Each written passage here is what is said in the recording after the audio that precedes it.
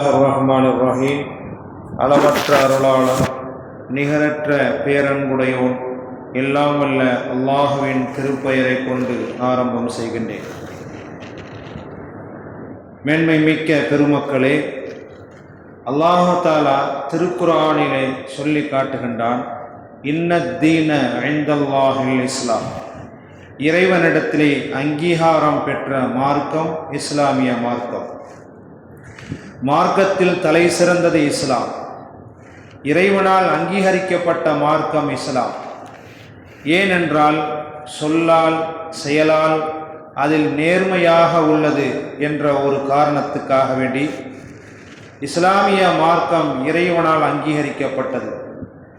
நபிகள் நாயகம் ஸல்லல்லாஹு அலைஹி வஸல்லம் அவர்கள் தனது இறுதி ஹஜ்ஜை முடித்துவிட்டு அரஃபா மைதானத்திலே உரை நிகழ்த்தும் போது நபிகள் ஸல்லல்லாஹு அலைஹி வஸல்லம் அவர்களுக்கு அல்லாஹு தஆலா சொல்லி காட்டுகின்றான், அல் யௌம அக்மல்து லக்கும் தீனக்கும்.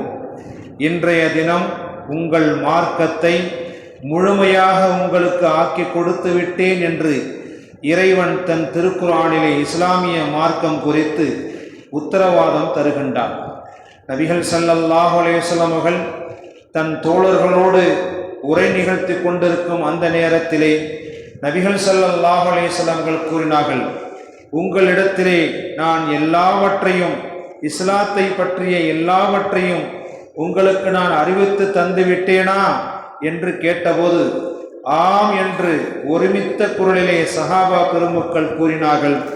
அப்படியானால் இங்கு நீங்கள் யாரெல்லாம் வந்திருக்கின்றீர்களோ அவர்கள் எல்லோரும் சேர்ந்து யாரெல்லாம் வரவில்லையோ அவர்களுக்கு நான் சொன்ன மார்க்கத்தை எடுத்து சொல்லிவிடுங்கள் என்று சொன்னார்கள். பல்லிகோ அன்னி வலோ ஆயா. ஒரே ஒரு செய்தியாக இருந்தாலும் அதை பிற மக்களிடத்திலே எடுத்து சொல்லிவிடுங்கள் என்று நபிகள் ஸல்லல்லாஹு அலைஹி வஸல்லம் சொன்னதற்கு காரணம், இஸ்லாம் என்ற மார்க்கத்திலே நேர்மை, நியாயம், நீதி, தர்மம் எல்லாமே அவைகளிலே காணப்படுகின்றன. அதனால்தான் அது தோன்றிய காலம் முதல் பல எதிர்ப்புகளை இஸ்லாம் சந்தித்து வந்துள்ளன. மக்காவின் காஃபிர்கள் முதல் தாயிஃப் நகரத்தின் மக்கள் வரை உலக அளவில் இஸ்லாத்தை இழிவுபடுத்தினார்கள். ஆனால் இஸ்லாம் ஒருபோதும் அநீதிக்கு ஆதரவாகவோ அக்கிரமங்களுக்கு துணையாகவோ இருந்தது கிடையாது. சமூகத்தில் நடக்கும் கொடுமைகள் எதுவாக இருந்தாலும் அதை வன்மையாக கண்டிப்பதில் தவறுவது கிடையாது. தயக்கமும் காட்டியது இல்லை. ஒவ்வொரு குற்றத்திற்கும் கடுமையான தண்டனைகள் உண்டு. இதில் ஏழை பணக்காரன் என்ற வித்தியாசம் பார்க்காமல் நீதியோடும் நேர்மையோடும் நடக்கச் சொன்னது இஸ்லாம்.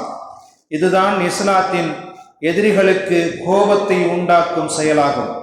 மதுவுக்கு எதிராக, விபச்சாரத்துக்கு எதிராக, வட்டி என்னும் கொடுமைக்கு எதிராக, கொலை கொள்ளை என்ற மாபாதக செயலுக்கு எதிராக, நீதியை தனக்கு ஆதரவாக வளைத்து கொள்ளும் அயோக்கியர்களுக்கு எதிராக அது களத்தில் நின்று போராடுவதின் காரணமாக இஸ்லாமிய மார்க்கம் அநேக நபர்களுக்கு பிடிக்காமல் போகவே இன்று இஸ்லாத்தையும் அதன் சட்டத்தையும் எதிர்க்கின்றார்கள். இஸ்லாம் என்றாலே அது ஒழுக்கத்தின் அடையாளம் என்று எல்லோருக்கும் தெரிய வருகின்றன. இஸ்லாம் என்றாலே அது வேற்றுமையில் ஒற்றுமை என்று எல்லோருக்கும் தெரிய வருகின்றன. உயர்குலத்தில் பிறந்த ஒருவன் தவறு செய்துவிட்டால் அவனை தண்டிக்க வேண்டும் என்று சொல்லுவதால் அதை ஜீரணிக்க முடியாமல் இஸ்லாத்தை எதிர்க்கின்ற எதிரிகள் உலகத்திலே இருக்கத்தான் செய்கின்றார்கள்.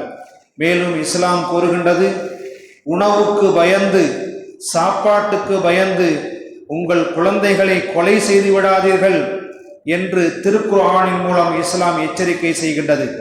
அவர்களுக்கும் உங்களுக்கும் சேர்த்து நாம் ரிஸ்க் என்னும் உணவை தருகிறோம் என்று திருக்குர்ஆனிலே இறைவன் உத்தரவாதம் தருகின்றான். அநியாயமாக யாரையும் கொலை செய்யாதீர்கள் என்று குர்ஆனின் மூலம் நமக்கு இஸ்லாம் கூறுகின்றது. அனாதைகளுக்கு சொத்துக்கள் இருந்தால் அவர்களிடம் நீதியோடும் நேர்மையோடும் நடந்து கொள்ளுங்கள். காரணம், அனாதைகளின் சொத்தை சாப்பிடக்கூடியவன் நரகத்தின் நெருப்பை தன் வயிற்றிலே சாப்பிடுகிறான் என்று அவர்களை ஏமாற்றிவிட வேண்டாம் என்றும் அந்த சொத்தை நீங்கள் சாப்பிடாதீர்கள் என்பதை திருக்குர்ஆன் எச்சரிக்கை செய்கின்றது. சமூகத்தின் சீர்கேடுகளை தட்டி கேட்கின்றன இஸ்லாம். இதை தாங்கிக் கொள்ள முடியாது சில அறிவியினர்கள் இஸ்லாத்தையும் முஸ்லீம்களையும் கொச்சைப்படுத்தி ஊடகங்கள், திரைப்படங்கள், வலைதளங்கள் போன்ற மீடியாக்களை கொண்டு விஷம கருத்துக்களை கூறுகின்றார்கள்.